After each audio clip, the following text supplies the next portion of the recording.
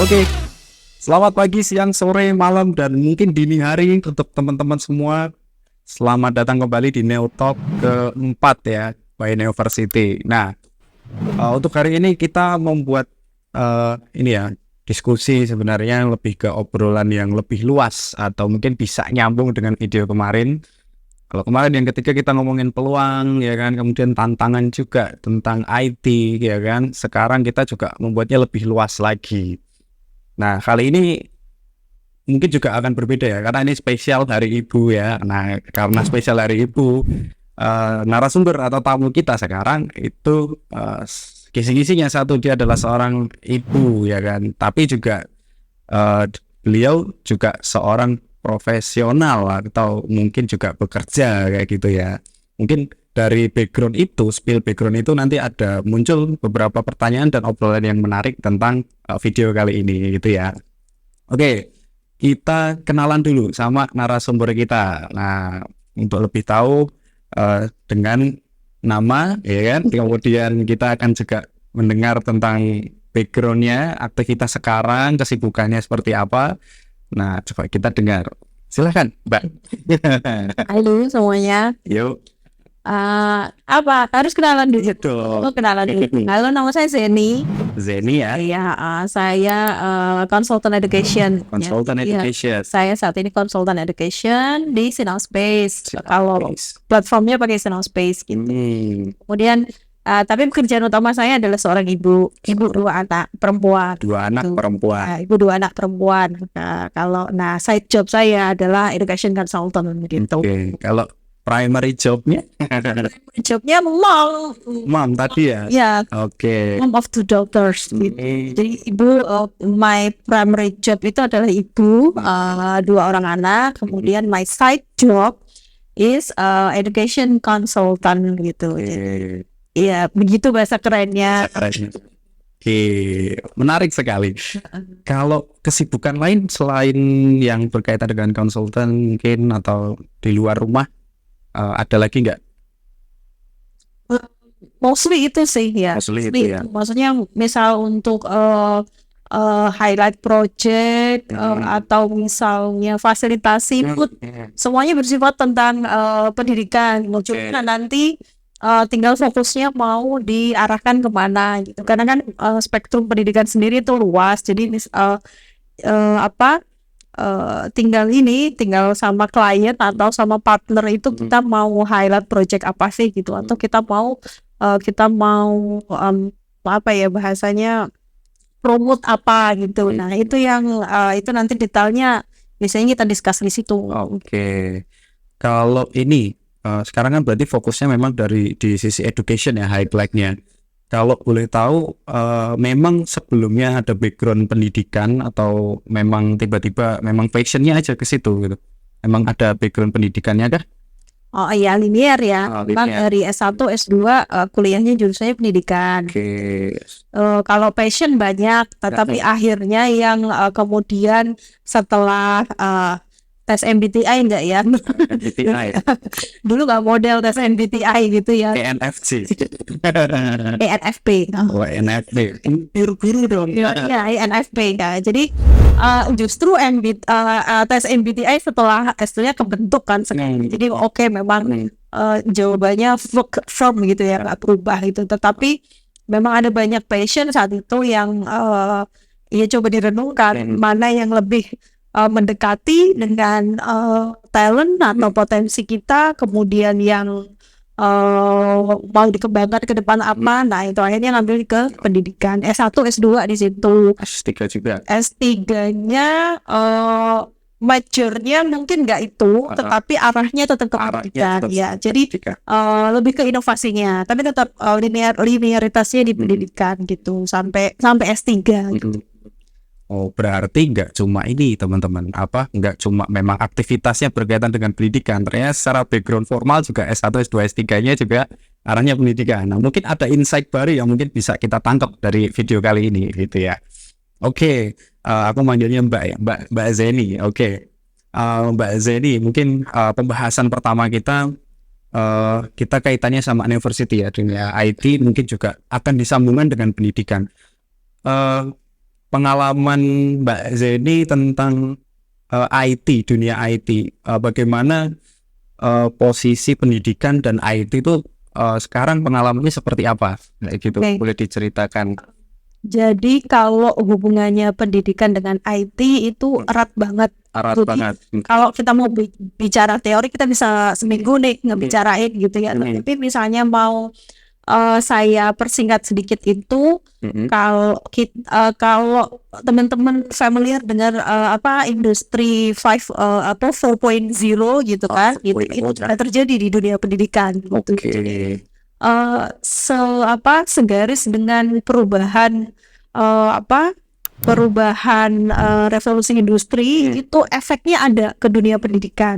Di dunia pendidikan juga sudah muncul education 4.0 bahkan sudah 5.0 gitu. Jadi fokusnya 4.0 atau 5.0 itu memang lebih ke teknologi. Itu karena mau nggak mau para pelaku dari dunia pendidikan itu adalah digital native yang punya karakteristik berbeda dengan baby boomers atau old generation gitu. Jadi lembaga pendidikan perlu merespon itu baik dari sisi kurikulumnya, kemudian dari sisi fasilitas sampai media pembelajarannya, dan banyak mungkin sebelum pandemi nggak terasa gitu.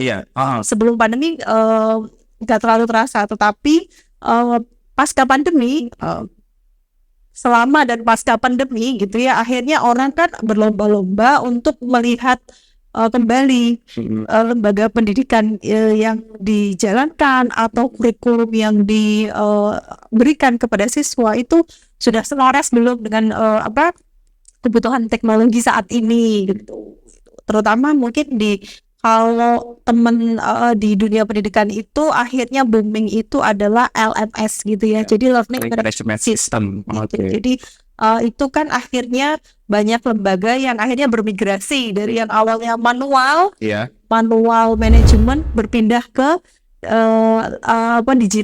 digital management seperti itu. Dan itu nggak hanya di dunia maksudnya itu mungkin biasanya di perguruan tinggi, tapi itu udah di level istilahnya bahkan sampai ke pendidikan dasar gitu.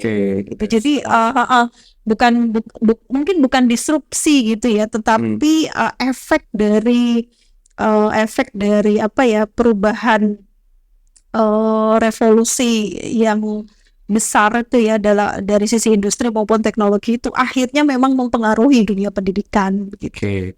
Jadi ya memang puncaknya memang terjadi ketika pandemi ya, karena saya sendiri sebenarnya backgroundnya pendidikan teman-teman. Jadi nyambung dan relate sama yang disampaikan sama Mbak Jenny. Terutama memang semua sektor itu akan dipaksa atau mengalami dinamika ya, terutama triggernya adalah pandemi ketika semua dibatasi, entah itu ekonomi ataupun layanan apapun termasuk pendidikan. Nah ini kerasa pas awal-awal itu yang saya lihat, mereka harus beradaptasi mau nggak mau. Kalau mereka nggak bisa beradaptasi akan ketinggalan gitu kan. Nah pada akhirnya pascanya mulai kita kalau buka beberapa sosial media ya, dari platform itu mulai muncul model pendidikan baru, banyak course-nya, kemudian banyak pelatihan online, kemudian sekolah juga modelnya sekarang udah IT itu tidak bisa terlepas dari pelaksanaan pendidikan itu sendiri. Benar. Itu. Nah, makanya university juga sebenarnya ya terdampak waktu itu ya. Nah, tapi kita bisa beradaptasi gitu kan. Kemudian kalau misalnya kita nyambung lagi nih, kalau tadi di dunia IT ya, kemudian menyentuh yang paling dasar, pendidikan untuk anak usia dini. Nah, Mbak Yeni punya pandangan tersendiri nggak? Kalau ini kan andragogik itu oke lah, mereka secara cara belajar sama daya tangkapnya lebih cepat. Nah, bagaimana dengan anak-anak usia dini? Nah, gimana itu, Mbak? Ya, sebenarnya nggak juga. Nggak juga. Maksudnya gini, kan tadi saya bilang bahwa kita itu adalah digital native. Saya aja ya kelahiran nanti diedit ya. Udah ibu-ibu gitu, itu sudah masuk kategori digital native gitu ya. Apalagi anak-anak sekarang gitu. Nah, anak-anak sekarang itu justru karena sejak lahir sudah terpapar internet dan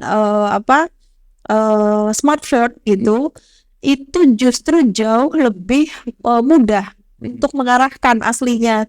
Cuma kan balik lagi, yang memberikan stimulasi mungkin belum menemukan tools yang tepat gitu ya. Jadi tahunya itu smartphone hanya untuk entertain gitu, entertain. Jadi sehingga itu dianggap sebagai gangguan dalam tanda petik gitu kan, gangguan dalam tanda petik. Tapi kalau itu kita sebenarnya itu difasilitasi dan untuk stimulasi kecerdasan yang lain itu bisa banget gitu, itu bisa banget gitu. Cuma ya memang nggak juga dari lahir kemudian pegang smartphone, nggak gitu juga. Pegang smartphone juga nggak gitu juga. Cuma memang ada stage-stage-nya lah, ada tahapannya bagaimana mengelola anak yang memang dalam tanda petik sudah memiliki handphone sejak kecil.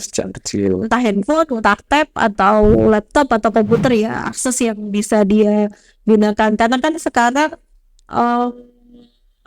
koneksi wifi di mana-mana gitu ya. Jadi masalahnya mungkin dulu koneksi wifi paling hanya ada di lokasi-lokasi tertentu. Nah, sekarang itu setiap banyak lokasi anak-anak bisa koneksi wifi di mana-mana, sehingga nggak perlu kita ajari, bahkan mereka bisa tahu caranya gimana dan cara koneksinya gitu kan. Nah, itu yang perlu, akhirnya kan kita perlu moderat lah dalam ini, dalam memfasilitasi itu. Jadi orang tua juga harus mulai mengikuti perkembangan ya. Jadi tadi sih bagaimana memandang fasilitas ini ya, teknologi sekarang itu justru malah alat bantu sebenarnya untuk belajar ya, sumber belajar ya, kayak gitu. Bukan melulu tentang ancaman, tapi tergantung stimulus. Jadi tadi kata kuncinya adalah orang tua juga harus beradaptasi dan juga harus memberikan stimulus yang baik, kontrol ya terutama kayak gitu. Nggak kayak dulu sih, memang beda sih cara belajarnya kita. Kalau dulu ya namanya belajar bawa buku. Kalau sekarang anak belajar bawa tab, e-book, PDF, gurunya ngirim link video untuk ditonton. Jadi nggak mungkin kan, nggak boleh nonton gitu. Jadi ya paling kan kita proteksi pakai link family gitu. Itu link family. Ibu, bapak-bapak, ada caranya. Beberapa juga udah ada aplikasinya, Kids gitu kan, untuk membatasi kayak gitu. Nah, kalau ini tadi kan ada Mbak Zeni juga kan terlibat ya, membawa ini fasilitas belajar ini ke anak-anaknya. Nah, ada nggak nih cerita unik ya, terutama bagaimana Tante Yeni atau Mbak Zeni ini mengajarkan atau membawa alat ini ke anak-anak, cara mengenalkannya gimana? Cerita mengajari anak-anak gimana nih menstimulusnya? Jadi karena background ayahnya adalah seorang desainer grafis gitu kan, jadi memang ada tools komputer atau laptop gitu ya di rumah gitu. Jadi kalau fasenya kecil itu saya tidak mengenalkan smartphone, memang fasenya lebih ke toolsnya yang besar gitu, karena tools yang besar itu kan cenderung dia tidak betah berlama-lama di situ kan gitu. Jadi secara ambience mungkin karena melihat orang tuanya bekerja menggunakan tools itu, ini dia jadi terpapar gitu kan. Nah, kita pilihkan web atau tontonan-tontonan yang dia bisa apa bahasanya sih ya, konsumsi kan. Konsumsi secara amat yang dia bisa konsumsi itu apa gitu. Jadi di situ ya pelan-pelan memang kita ngajarin gitu. Bahkan saya mengajari anak saya membaca itu lewat laptop. Jadi saya megang sendiri anak saya. Jadi fondasinya itu selalu saya yang pegang gitu. Jadi anak saya yang kedua, saya tuh mengajari membacanya lewat laptop gitu. Lewat tanya aplikasi apa, enggak pakai Word aja sederhana, bukan aplikasi. Karena itu belum musim. Jadi anak saya kan tahun 2015 baru lahir ya. Berarti pakai Word aja sederhana, kayak pengenalan letter kan gitu, bisa pakai, mungkin biasanya orang pakai ini ya, Word gitu, cuma somehow waktu-waktu tertentu saya, ketika mungkin saya setelah bekerja, kemudian dia melihat, oke sini ayo main gitu sambil belajar huruf. Berarti lebih ke belajar bagaimana caranya belajar. Belajar cara belajar. Ya, Awal-awal ya. justru sekarang itu yang penting menurut saya. Oke. Paradigma yang penting. Jadi kalau dulu itu kan belajar materi belajarnya, atau mata pelajarannya materinya apa. Kalau sekarang itu enggak, justru kita belajar cara belajar. Karena materinya berubah setiap saat, diupdate setiap saat datanya, sehingga anak-anak justru harus dibekali cara belajarnya. Jadi bukan ini loh yang harus dihafalin, bukan seperti itu. Ya, beda gitu. Nah, terus ini sekarang anak-anak di rumah lagi senang-senang belajar apa nih? Dulu pernah belajar apa aja tuh? Ini mungkin Iya. Pernah. Jadi kebetulan yang anak nomor satu itu pernah belajar coding gitu ya. Selama kurang lebih hampir 1 tahun. 1 tahun. Ya, jadi seminggu sekali dia kami titipkan kepada salah satu teman yang punya punya komunitas belajar coding atau programming gitu. Kemudian saya mencoba gitu kan, melihat apakah ada bakat atau potensi di situ atau tidak gitu. Saya tanya gitu, mau nggak belajar coding gitu. Ya namanya anak kan nggak tahu coding itu apa. Saya dengan sederhananya ngomong main aja, main komputer gitu. Oh oke gitu. Jadi karena anak-anak sifatnya gitu, dibilangnya main kan, jadi mau aja gitu. Jadi selama kurang lebih 1 tahun dia belajar coding sama teman saya, kolega saya, seperti itu. Nah, terus perkembangannya akhirnya gimana? Positif? Saya melihat sisi positifnya ya. Jadi project terakhir yang saya tahu itu adalah sudah sampai dia programming untuk mesin ATM. Jadi itu udah fast learning banget bagi saya gitu. Maksudnya mungkin kalau karena gini, kebetulan dia juga pernah ikut trial salah satu lembaga online course coding gitu ya, especially for kids gitu. Tapi kalau saya nggak salah pakainya bukan Scratch, saya lupa namanya malah. Tapi mirip Scratch. Mirip Scratch. Maksudnya cara kerjanya mirip Scratch. Cara kerjanya itu mirip Scratch. Waktu itu dia pernah trial, itu gurunya saat itu programmer dari India, dari India gitu. Jadi dia habis trial itu kan kita review gitu ya, review gitu bahwa ini bisa mengikuti dengan baik, kemudian termasuk kategori fast learner gitu ya. Jadi bisa menghitung instruksi, karena kan modalnya pasti instruktif gitu ya. Nah, kemudian di belajar yang coding yang sama kolega saya itu tadi, memang udah level lanjut gitu. Jadi sudah sampai level ini ada problem, terus kita mau bikin apa buat problem ini. Nah, kemudian salah satunya mungkin itu, jadi dia cerita program buat ATM gitu. ATM ya? Aku jarang ngerti. Dan itu dilakukan oleh anak usia waktu itu berarti usianya 10 tahun. 10 tahun. Ya, 10 tahun sudah bisa. Berarti kan sebenarnya dan itu cuma seminggu sekali loh. Seminggu sekali. Bayangkan kalau itu dia setiap hari.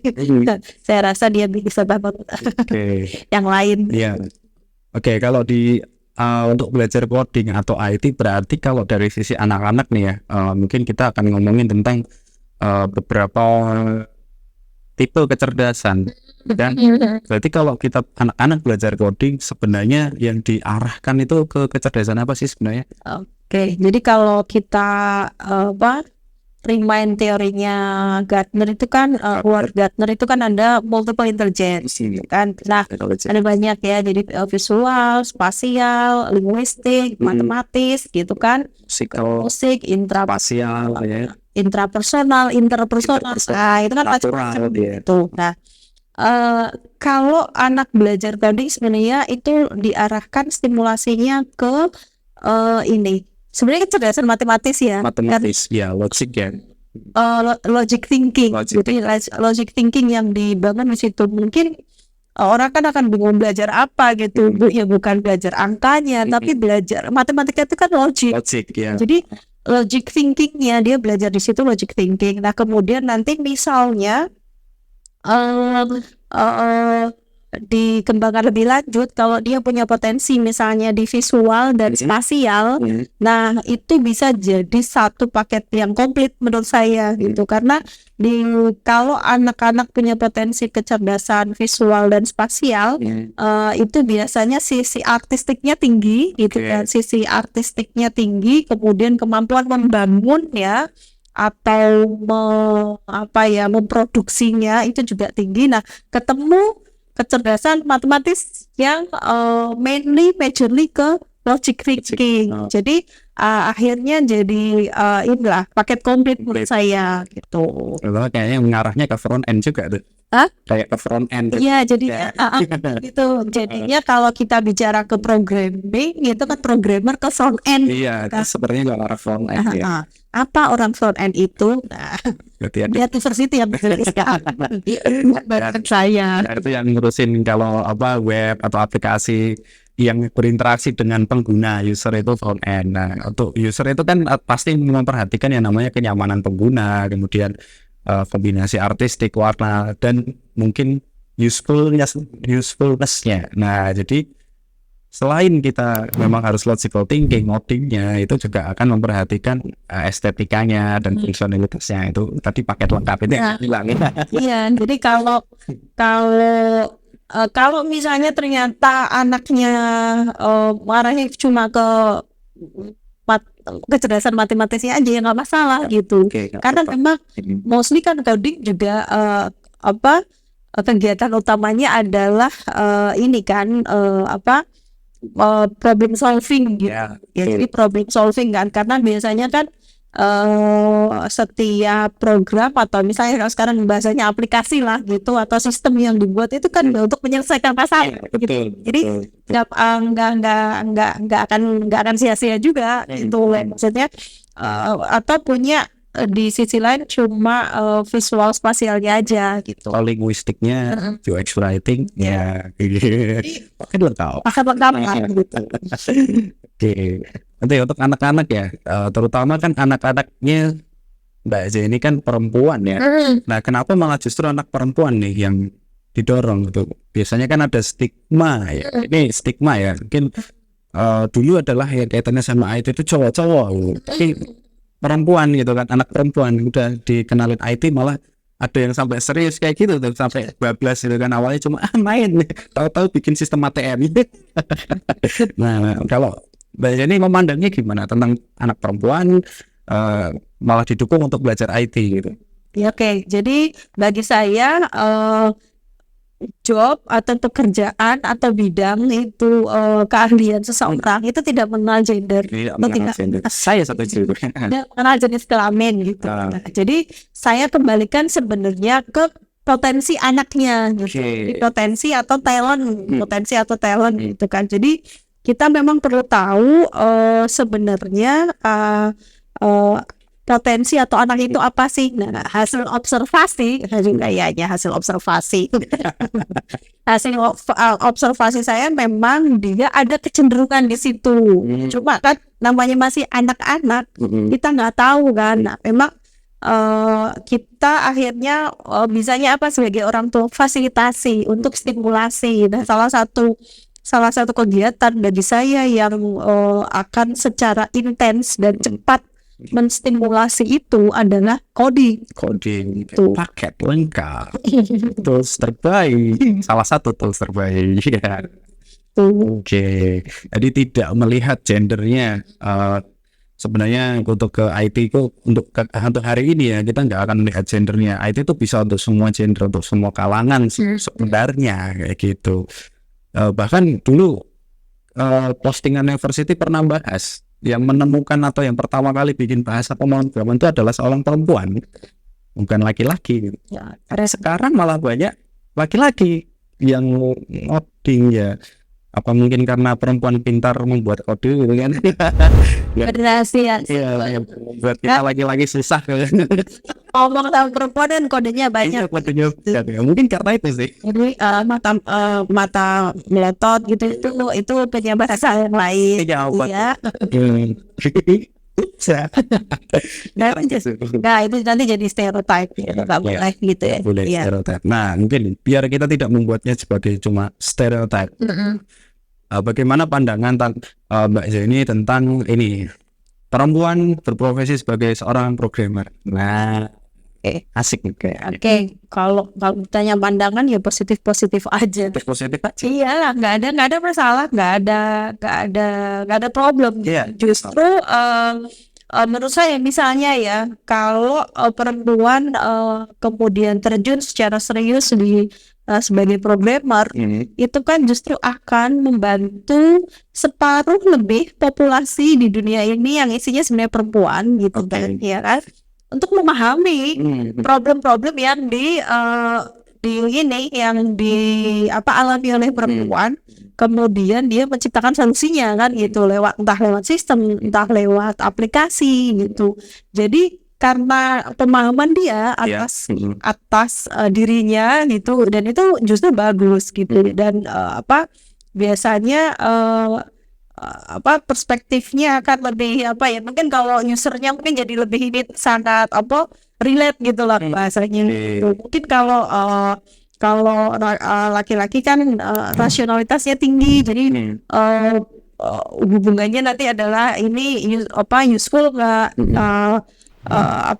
cepat atau enggak, efektif atau enggak, mungkin gitu ya. Tapi sebenarnya ya perempuan juga punya perspektif seperti itu juga punya, dan pekerjaan programming atau misalnya untuk coding itu menurut saya justru pekerjaan yang santuy buat perempuan kalau yang nggak mau hektik itu ya. Maksudnya kan gini, kan dia tidak ini cocok mungkin untuk yang introvert gitu ya, yang introvert gitu kan, yang introvert kemudian butuh silent space gitu kan untuk bekerja gitu kan. Nah kan tidak harus bertemu dengan klien yang banyak seperti itu. Jadi ini salah satu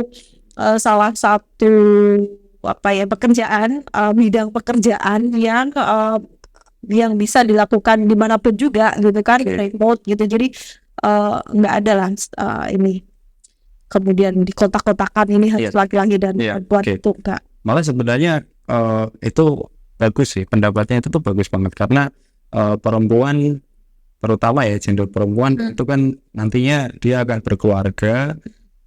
Ada sisi di mana dia harus mencurahkan waktunya itu untuk keluarga dan anak-anak juga, paling in touch lah sama anak-anak, terutama ketika dia masih bayi mungkin ya. Nah kalau aku lihat untuk ibu yang profesinya sebagai IT tadi terutama setuju, itu bisa dikerjakan di mana aja. Sekarang banyak job tentang IT programmer itu WFA, work from anywhere. Nah kebanyakan orang yang aku kenal dan orang-orang di luar negeri ya, ketika pun mereka sudah baru hamil itu udah mereka bisa ngerjainnya di rumah.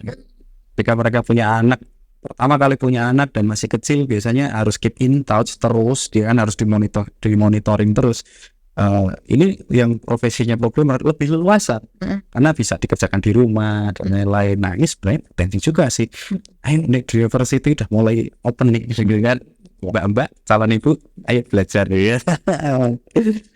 Gitu. Kalau untuk pesan dari Mbak Zeni untuk penonton video ini, untuk ibu-ibu di seluruh Indonesia, selamat Hari Ibu di 22 Desember 2023 ini.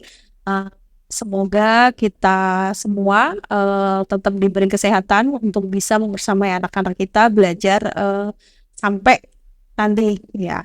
Kemudian mungkin terkait anak dan teknologi atau perempuan dan teknologi, yang bisa saya sampaikan adalah bahwa dengan memfasilitasi anak kita belajar IT, itu sebenarnya kita bisa menstimulasi beberapa kecerdasan yang sudah ada gitu ya. Jadi kita bisa menstimulasi kecerdasan matematikanya, kemudian kita bisa menstimulasi kemampuan problem solvingnya, critical thinkingnya, kemudian kreativitasnya, itu nanti akan terstimulasi sekali gitu. Jadi sebenarnya IT atau mungkin spesifiknya belajar coding atau programming itu sebenarnya kegiatan yang bermanfaat gitu ya, sehingga mungkin bagi ibu-ibu di luar sana yang masih bingung mencarikan kegiatan entah untuk anaknya yang masih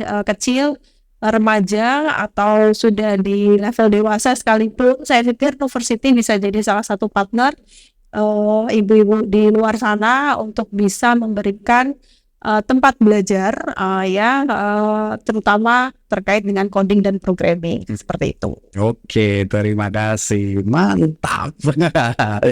Oke, jadi untuk video kali ini ya sebenarnya kita lebih ngarah perempuan dan anak-anak gitu kan. Oke, selamat hari Ibu sekali lagi. Oke, untuk perempuan ya sebenarnya untuk belajar IT, entah nanti itu akan jadi profesi utama atau enggak, sebenarnya aku merasa itu adalah sesuatu yang penting. Karena tadi kita udah bahas juga ya, kalau sekarang pendidikan dan teknologi nggak bisa dipisahkan, ya kan? Kita belajar pun lewat teknologi, penyampaian KPM, pembelajarannya, transfer knowledge-nya juga sekarang teknologi, asesmennya juga teknologi. Nah, calon ibu, kalau belajar teknologi, belajar IT, itu nantinya akan sangat penting karena kita akan tetap keluarga itu sebagai sekolah pertama untuk anak-anak. Kalau kita mempunyai wawasan, kita tahu tentang IT untuk membantu mengajari belajar, caranya belajar tadi, tentu saja kita juga harus tahu dong tentang teknologi. Nah, harapannya ketika para wanita ini sudah dan para calon ibu ini memahami IT, nantinya juga akan bermanfaat mentransfer ilmunya atau mengajari anak-anaknya tentang wawasan teknologi itu sendiri gitu. Jadi yuk keep in mind wawasan yang ditambah tentang teknologi, gak harus tentang coding kok, yang penting adalah tentang teknologi seperti itu.